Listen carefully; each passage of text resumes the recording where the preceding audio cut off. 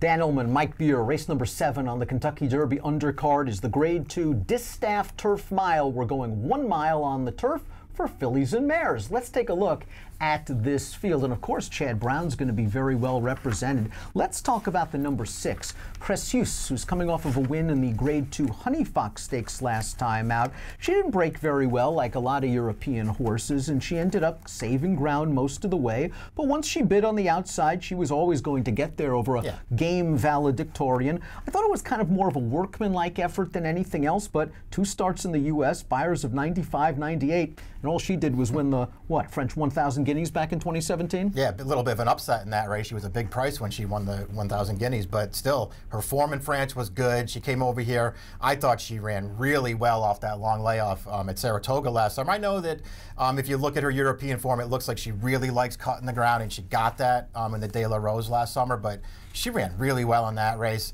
I'm with you. I wasn't as taken with her Honey Fox win, but she won it off of a long layoff again, and now she has a race, which is something she hasn't had in a while.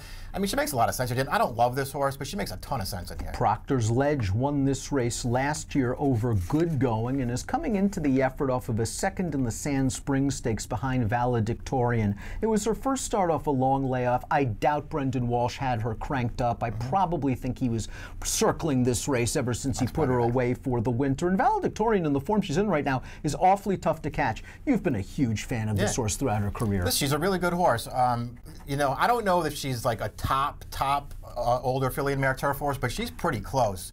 And she shows up and she runs every time. And I also just like the fact that she's just very versatile. I mean, you can give her any kind of a trip in a race and she will show up and run. I thought she ran fine last time. As you say, Valedictorian's in really good form. She just couldn't get by her at the end, but now she's second off the layoff.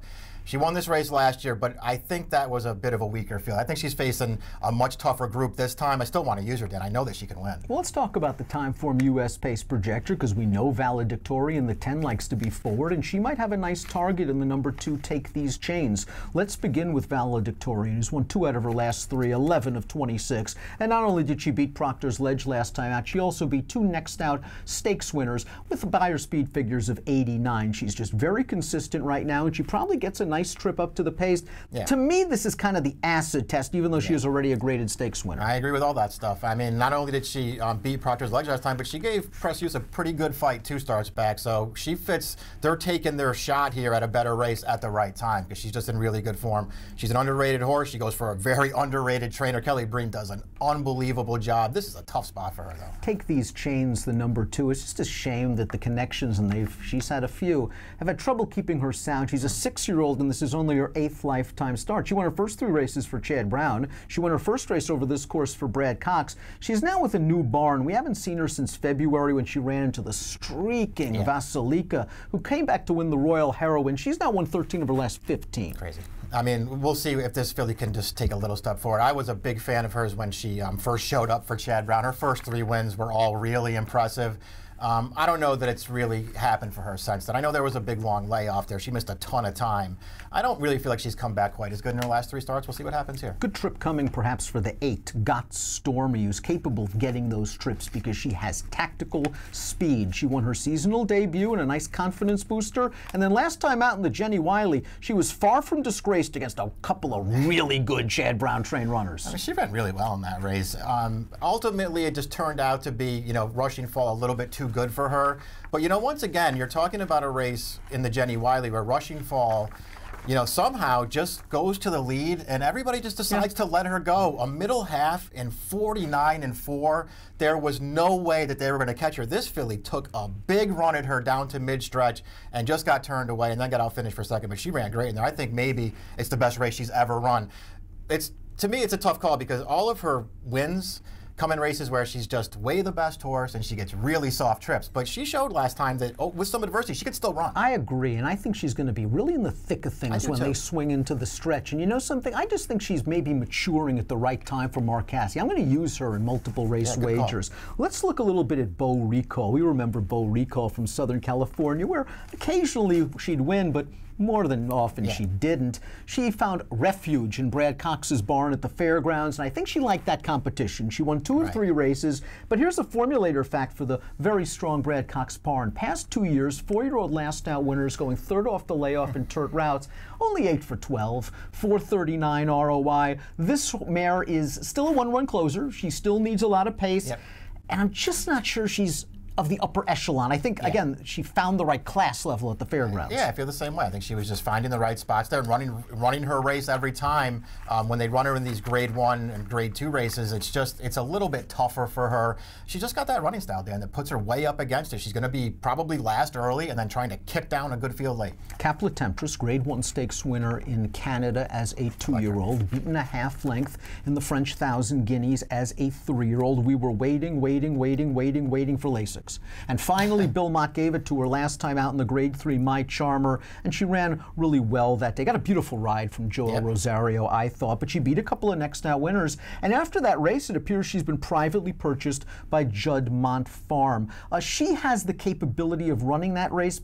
Why is it that I need to see it again? Yeah, I mean, I think we feel the same way, but I was a big fan of hers, and I do feel like if you start, picking through her record, especially last year, there were a couple of races there where she could have done better if the trips had worked out a little bit better for her.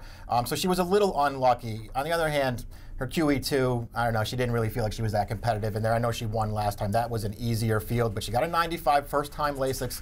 That's going to give her a look in this race, and I think she can get the right kind of trip in this race, too. I don't love her, Dan, but I'm not way against her. Maybe the other Chad Brown's not really the other Chad Brown after all, and that's the number 9 Environs, a stakes winner in France as a 3-year-old, made a winning North American debut at Keeneland in just fine style. I mean, it was like breaking sticks winning that race, and Chad showing a lot of confidence just jumping her up into the graded ranks. Here's a formulator fact for the Great Brown Barn. Over the past year, last out winning older turf riders, 2nd off the layoff, moving into graded stakes, almost 30% winners, 534 return on investment. You were really taken by that North American debut. Yeah, I mean, I don't think, if anybody, I doubt there are very many people who haven't seen it yet, but if you haven't seen it, don't just, look at the running line and say, oh, they ran her in an allowance race and she ran a 92. That's not really what happened. What that was legit stakes horse running in an allowance race and winning as she pleased. Jose Ortiz couldn't have ridden her more confidently. Once he put her in the clear, she steamrolled that field.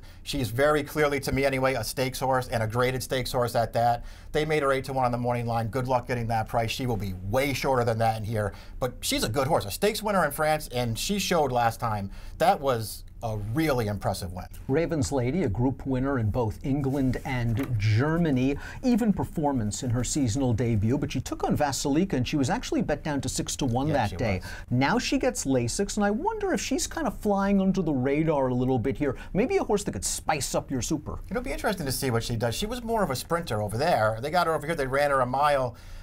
If I'm being honest, she wasn't going to beat Vasilika anyway. I wanted to see her do a little bit more running in that race. I know it was off the long layoff, so maybe she just needed it. She looked to me like maybe she was a little bit fresh early. I thought DeStormo had a little bit of trouble getting her to settle.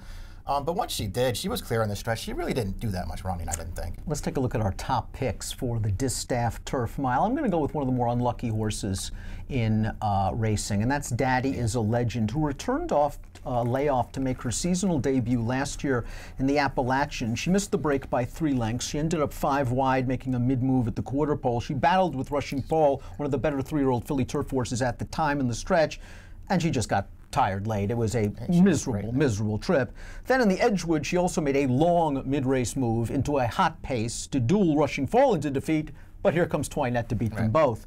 She just didn't seem to have any kind of trips. I mean, when you break through the rail in the Valley View Stakes and you just run through the rail, you're lucky you just survive, let alone anything else. She was going to win that race. She was going to win that race, too. And last time out in the Matriarch, listen, we talked about Vasilika's record of something like 13 for 15. That was a race Vasilika didn't win. She finished 4th. Daddy is a Legend, ended up saving ground, angled 5 wide by Manny, turning into the stretch. She had the lead. She had it won.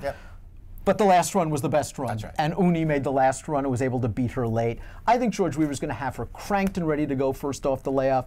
Just need a little luck. Yeah, listen, I have nothing to add to it. She's a really good horse and a horse who's better than she looks. And now she's a new 4-year-old, so she's supposed to be even getting better. I'm not against this horse. I'm glad you picked her because I didn't. I'm using her. You're going 9-5-3-7. You liked Environs. You think she's a legitimate stakes horse. And not only that, a horse that we're going to be hearing a lot from this year. I think we are. We'll see what happens. Obviously, she still has to prove it against a great. And Chad has about 80 others. True enough. Right. She is already a stakes winner, though, and she looked like a stakes horse for sure last time. I really like the 9 and the 5 here. They sort of stood out to me, but I'll use some others. I'm concerned that the 9, as you said, is going to take a lot of money based off of that race. 9-5-3-7 for Mike, 5-6-8-3 for me in the Distaff Turf Mile. It's race 7 on Derby Day, and it has an approximate post of 1:55 Eastern. Good luck.